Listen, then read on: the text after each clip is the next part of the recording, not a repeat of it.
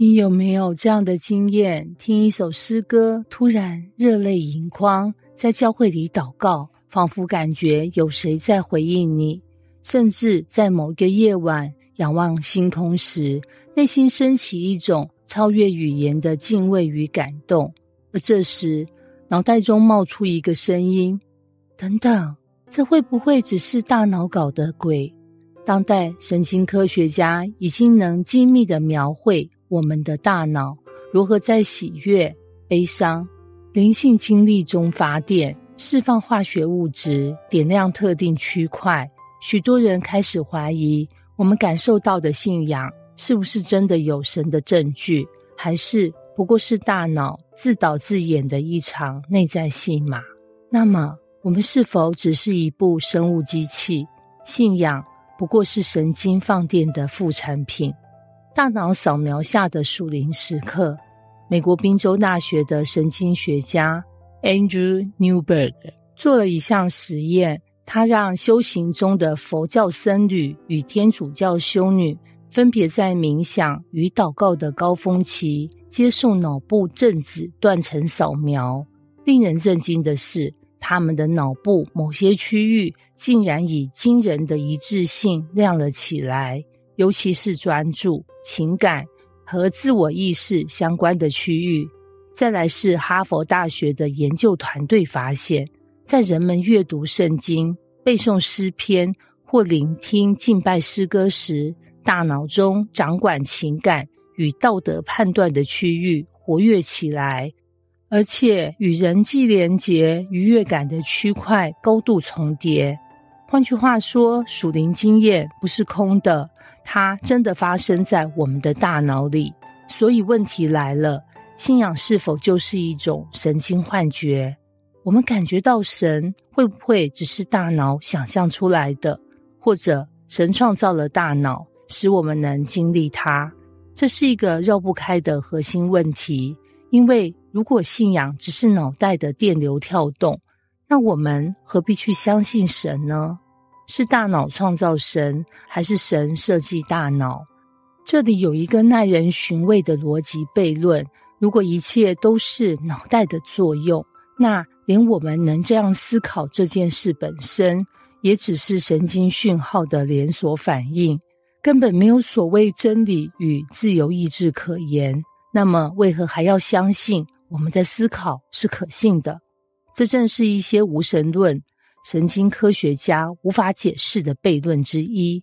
他們主張信仰只是幻覺，可問題是，我們思考信仰是幻覺這件事本身也需要依賴大腦，那又怎能保證自己說的是對的？這讓我們不得不開始思考另一種可能性。也許大腦不是產生神的機器，而是神為了讓我們能認識它、感受到它而精密設計的靈性感應器。讓我們換個角度來想，當你打開收音機，收聽到音樂，請問這音樂是收音機自己製造出來的嗎？還是它只是接收了空氣中早已存在的廣播信號？許多神經科學的研究顯示，我們的大腦有些區域專門負責超越性經驗、道德直覺、屬靈感動，就好像我們內建了一台接收神的天線。信仰的感受並不代表那只是幻覺，反過來，那可能是我們內建的真實感知系統正在正常運作。而這正與聖經所說的一致。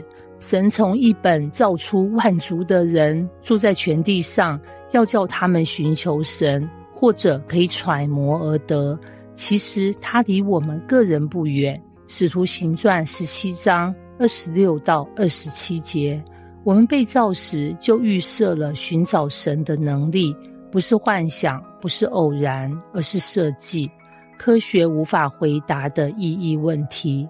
科學可以解釋怎麼發生的，卻無法回答為什麼發生。它可以告訴你大腦如何釋放多巴胺，卻無法告訴你你為什麼在失戀時感到心碎，你為什麼會為別人的痛苦而流淚，你為什麼無法停止對永恆的渴望。這些問題，科學可以描繪現象，卻無法給出意義。你可以說，愛是神經化學反應，但當你看着孩子安睡的臉龐，牽着伴侶的手，步入人生下一段旅程時，你真的相信那只是一堆化學反應嗎？信仰提供的不是與科學對抗的知識，而是提供科學無法給的意義、目的與盼望。他從科學懷疑者走到信耶穌。Francis Collins， 美國國家人類基因組計劃的負責人，帶領破解人類 DNA 的科學家。